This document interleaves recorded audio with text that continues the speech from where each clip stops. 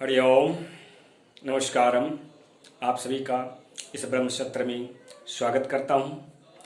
आज इस ब्रह्म सत्र का आरंभ करने से पूर्व सर्वप्रथम हम लोग भगवान श्रीपति रामचंद्र को नमन कर लें और साथ ही साथ परम आराध्य गौरी शंकर को भी नमन करें, ताकि हम ये जान सकें कि प्रेम क्यों होता है, प्यार का क्या आध्यात्मिक कारण है, कैसे होता है, और इन्हीं से संबंधित और भी प्रश्नों को, जैसे कि मानव को एक ही नारी से मैथुन कर्म क्यों करनी चाहिए, विवाह भंग होता है, तलाक होती है, तो उसका कारण क्या है, आध्यात्मिक कारण क्या है, दाम्पत्य जीवन में सुखमय जीवन को या दुखमय होने का कारण क्या है। जब कभी कोई व्यक्ति आपस में वार्ता करता है तो उनकी वाणी विचार व्यवहार अप्रिय भी लगती है या फिर प्रिय लगता है, किसी की प्रिय लगती है, किसी की अप्रिय लगती है, उसका कारण क्या है। जैसे साले बहनों आपस में यदि गाली गलौज अपशब्द भी कह दे तो उनकी बातें बहुत मीठी लगती है, लेकिन अगर वही उसी ढंग की अपशब्द युक्त बातें कोई अपरिचित या फिर कोई किसी से पहले से यदि भावना न मिलती हो तो वो कह दे तो आपको बुरा लग जाता है और रुचि लगती है। तो ये रुचि और अरुचि का कारण क्या है, आध्यात्मिक कारण क्या है। और भी कारण है, जैसे कि प्रेम करते हैं। हाँ, तो प्रेम में कभी कभी व्यक्ति आवेश में आत्महत्या कर लेता है, तो उसका कारण क्या है, आध्यात्मिक कारण क्या है कि उसको प्रेरित करने वाली शक्तियाँ कौन होती है, उसको जानना पड़ेगा। और कभी कभी ऐसा भी होता है, प्रसंगतः आप लोग को जानते होंगे, ऐसी लोक मान्यता है कि प्रेम विवाह सफल नहीं होते, जातीयतर विवाह जो होती है भंग हो जाती है। कारण क्या है। तो इन सभी तथ्यों पर, इन सब प्रश्नों का जो तथ्यात्मक उत्तर हो सकता है, आध्यात्मिक कारण हो सकता है, उस पर हम लोग निष्कर्षतः इस चार मुख्य बिंदुओं को स्मरण करें तो हमको लगता है कि आपको उत्तर मिल जाएगा। आध्यात्मिक कारण यह है कि हमारा शरीर जो है आपका संघात है ना। ये शरीर जो है चेतनाओं का संघात है, इसमें विभिन्न प्रकार की चेतनाओं का समावेशन है, जिनके चार स्तर हैं, चार स्रोत हैं, वंश हैं, जाति हैं, समाज हैं और अपने नाम रूप के व्यक्ति। तो इन्हीं चार जगहों से, स्रोतों से आपके अंदर चेतनाएं आती हैं, जाती हैं, तब आप स्वस्थ रहते हैं। यदि मान लीजिए भिन्न जाति, वंश या नाम रूप या समाज की चेतना आपके शरीर में प्रवेश कर गई तो आप अन्यस्क हो जाते हैं, या फिर दैविक भौतिक आत्मिक जो दुख होती है उसको प्राप्त कर लेते हैं, है ना। तो आपका ये शरीर जो है जड़ चेतन का संयोग है, ओंकारमय युक्त है, तभी तो हम लोग शिवलिंग की पूजा करते हैं, है ना। उनको अपने एक तरह से शिवलिंग की पूजा ना करके हम स्वयं की पूजा करते हैं, अवश्य करते हैं।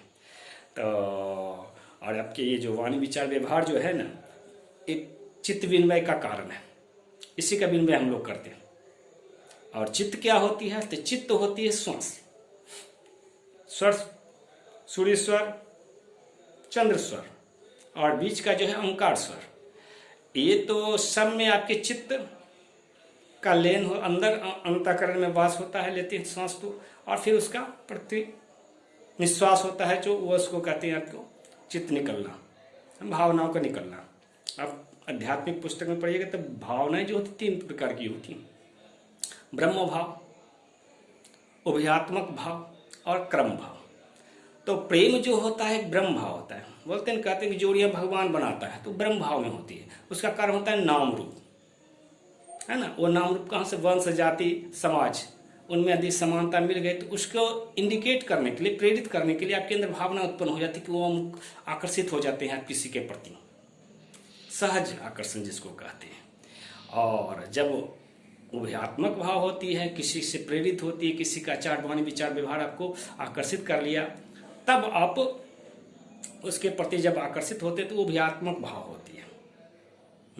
और जब आप मैथुन कर्म करते हैं तो वो कहलाती है कर्म भाव।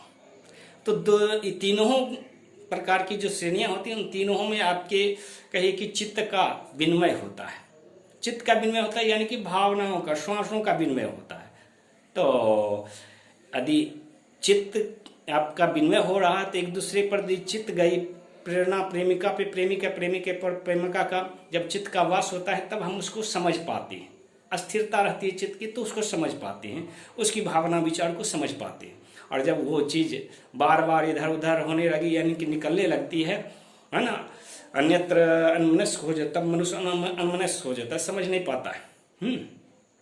तो प्यार के लिए आवश्यक है एक दूसरे में समझ शक्ति की वृद्धि के लिए आवश्यक है कि चित्त की स्थिरता हो। देह पे जो अध्यस्त चेतनाएं हैं, न्यस्त चेतनाएं हैं, कहाँ पे न्यस्त रहती हैं चेतनाएं, अध्यस्त रहती है आपके, रहती हैं शरीर में या फिर कोशा में, पंचकोश जो है उसमें, या फिर सप्त चक्रों में, यहीं पर वास होता है। इसीलिए विवाह जो कहते हैं हम, सप्त स्कंद होते हैं, विवाह होते हैं, प्रवाह, विवाह, ये सब जो है मांसपेशियाँ जो होते हैं वो आपके स्कंद कहलाते हैं। तो उन्हीं में उनका वास होता है, चेतनाओं का। तो उसी तरह विवाह शब्द भी उसी से संबंधित है। तो ये सभी सांसों से संबंधित है। आप सांस को स्थिर करना है तो आपका श्वास जीवन भी स्वस्थ रहेगा, और आपके चेतनाएं तब तक श्वास स्थिर ना होगा जब तक आपकी चेतनाएं स्थिर ना हो जाए, तभी आपकी आयु 100 वर्षों तक जीवी रह सकती है। और ये तभी संभव होगा जब आपकी एक पत्नी से, किसी एक प्रेमिका से आपकी निष्ठा है, प्रेमिका या प्रेमी से, पति पत्नी विपरीत लिंगी से जब एक दूसरे के प्रति निष्ठा रहती है तभी आपकी स्वस्थ रहते हैं, तभी आप दैहिक दैविक भौतिक आत्मिक ये चार सुख जो होती है ना, 4 प्रकार की, वो चीज़ की प्राप्ति कर पाते हैं। ये इसीलिए कहा गया है कि जो पुराने युग में कहते हैं ना, विवाह एक यज्ञ होती है, विवाह में कन्यादान किया जाता है। तो क्या कारण, किस लिए किया जाता है? इससे 4 प्रकार की, जब जिस प्रकार यज्ञ में आपके 4 प्रकार की प्राण चेष्टा प्राप्त होती है ना, प्राण प्राप्त होती है ना, सौम्य प्राण, प्राप्य प्राण, आग्नेय प्राण और असुर प्राण, 4 चीज है ना। दैहिक असुर प्राण है ना, प्राप्त प्राण दैविक शक्तियां है ना, कृपा जिसको प्रारब्ध कहते हैं, आग्नेय प्राण यानी कि आपकी चेष्टाएं, काम करने की क्षमताएं आंतरिक, और आपके सौम्य प्राण आप ये कहिए कि पितरों की कृपा। तो ये 4 चीज प्राप्त होती है। वही चीज आपके रति काल में, मैथुन काल में पति पत्नी को प्राप्त होता है यज्ञ के माध्यम से। यज्ञ जो हो गया आपके मानसिक मन बुद्धि अहंकार, इसको समझने की क्षमता बढ़ाने वाली शक्तियाँ होती है। जग में ये 4 चीज़ें होता है। देह के उसमें देह ही एक आध्यात्मिक पुस्तक का काम करती है, ग्रंथ का काम करती है ना, स्थाली का काम करती है। तो इस प्रकार यदि एक पत्नी रहेगा, एक पुरोहित और एक यजमान में जो समझ शक्ति विकसित होती है, उसी का योग संयोग से क्या होता है, आपके प्राण प्रतिष्ठित होते, यज्ञ पुरुष उत्पन्न होते, तब जाके यज्ञ सफल होता है। लेकिन उसी प्रकार पति पत्नी दोनों यदि एक हों, एक दूसरे के प्रति निष्ठावान हो, तो उनके बीच जो अंतःकरण में निष्ठा रहेगी, एक दूसरे के भावना विचार के प्रति जो समझ शक्ति विकसित होगी, उसी से आपके गृहस्थ दाम्पत्य जीवन का जो यज्ञ है वो सफल हो पाएगा। इसीलिए आपके एक पत्नी व्रत बनिए या एक पति व्रत धर्म का पालन कीजिए। ये हम लोग के धर्म में बतलाया गया है, हिंदू धर्म में बतलाया गया है, ठीक है ना। अब बोले कि एक से अधिक कर ले तो क्या होगा, तो उनकी विचारधारा अलग अलग होंगी, है ना। तो विचारधारा अलग अलग होगी कि संस्कार अलग अलग होंगी, तो कहने का मतलब उनकी चेतनाएं अलग अलग ढंग की होंगी जो आपके शरीर में वास करेंगी। और आपके शरीर में यदि विभिन्न प्रकार की चेतना रहेंगी तो अलग अलग विचार आपके अंदर उत्पन्न होंगी, तो मन आपका नियंत्रित नहीं होगा, उनकी शक्तियाँ कमजोर होगी, आपकी शरीर क्या हो जाएगा, अशक्त हो जाएगी। और विचारधारा अच्छी एक ना होगी, संस्कार एक ना होगी, तो ये जो 4 प्रकार की जो मैंने बताया आपको, प्राप्ति, प्रारब्ध, भाग्य और देह और आपकी पितरों की कृपा और आपके जो कर्म करने की क्षमता, वो आपके घट जाएंगी। तो इसके कारण आपकी जो विरोधी शक्तियाँ होंगी, प्रत्येक समाज का होता है, प्रत्येक व्यक्ति का कोई प्रतिस्पर्धी भी होता है, तो वो आपके ऊपर हावी हो जाएगा और वो आप उसकी आध्यात्मिक शक्ति, चेतनाएं, भावनाएं, विचार है ना, आपके ऊपर हावी हो जाएगा। उसके उद्दीपन से, उसकी प्रेरणा से क्या हो जाएगा, आपके अंतःकरण में संशय उत्पन्न होगा अपने विपरीत लिंगी दंपति के प्रति, और दंपति के प्रति संदेह उत्पन्न होगा। फिर आपके आवेश में वो आप अपने दाम्पत्य जीवन साथी के प्रति कुछ भी है ना, वैसा कर्म कर सकते हैं जिससे आपका विवाह भंग हो जाए, तलाक होने की संभावना हो सकती है। तो यही वो आध्यात्मिक कारण है कि आप सुखमय दाम्पत्य जीवन को निर्वहन न कर पाते। इसीलिए कहा गया कि आप एक पत्नी व्रत का पालन कीजिए। दाम्पत्य जीवन में सुखी रहना है तो किसी एक प्रति निष्ठावान रहिए। आत्महत्या का कारण भी यही है। अत्यधिक चेतना यदि किसी के प्रति आपकी आसक्ति हो जाती है तो क्या हो जाती है, एक आसक्ति हो जाती है तो उसकी भावना विचार का उसकी भावना विचार से आप कर्म करने लगते हैं, कर्म करने के लिए प्रेरित रहते हैं। यदि मान लीजिएगा आपकी प्रेमिका आपकी विपरीत संस्कारों की रही तो उसकी प्रेरणा से आप कुछ भी गलत कर सकते हैं या सही कर सकते हैं, जो भी कीजिए उसकी अधीन में रहे, उसके वशीभूत होकर काम कीजिएगा। हाँ, उसके यदि उसके संस्कार आपसे न मिलती जुलती हैं तो संभव है उसकी भावना मात्र से, है ना, उसके अंदर नकारात्मक प्रेरणा मात्र से आप आत्महत्या तक की कृत्य को संपन्न कर सकते हैं। इसीलिए कहा गया है यदि विवाह करना है, प्रेम करना है तो अपने जैसे चरित्र, उद्देश्य, पक्ष निर्णय वाले से करें। और साथ ही साथ अपनी ही, ये तभी संभव है जब अपनी वंश, अपनी जाति या अपने समाज की स्त्रियों के साथ विवाह कर सके। वंश में यानी कहने का मतलब पत्नी कुल निश्चित रहती है आपके जातियों में, जिससे जो परिचित हों उनमें।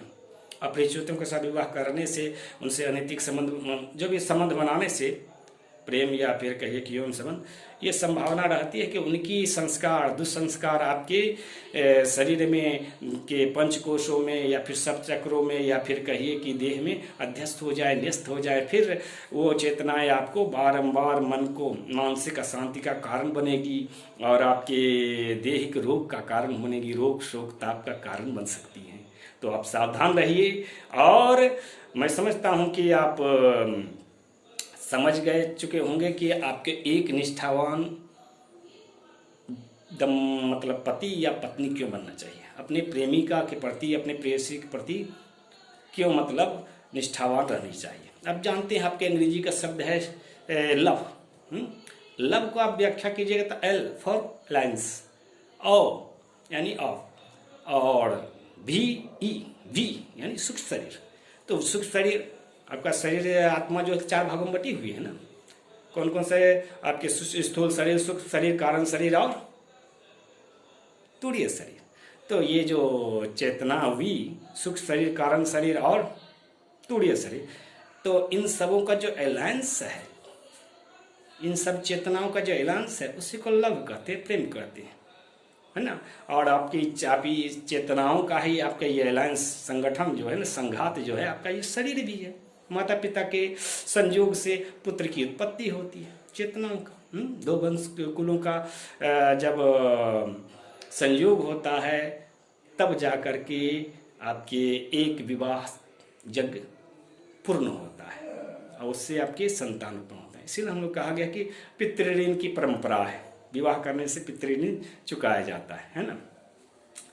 तो हम लोग के धर्म में, हिंदू धर्म में, ये वैवाहिक कर्म को धर्म कहे कि धर्म उत्थान का मार्ग बतलाया गया है, कर्मकांड योग का मार्ग बताया गया। अभी विश्व बंधुत्व की जो आप प्रचार प्रसार करते हैं तो उसका आध्यात्मिक जो मूल है आपका विवाह संबंध ही है, वसुदेव कुटुंबकम, पवित्र पारिवारिक संबंध, जो आपके हिंदू धर्म का जो अतिवाद संप्रदाय थी आपके सनत कुमार का, उसके माध्यम से प्रचार प्रसार संपूर्ण विश्व में हुआ था, विश्व पवित्र पारिवारिक संबंध। तो उसका कारण भी आप उसको यदि जानना है तो आपको निष्ठावान दंपत्ति बनना ही पड़ेगा।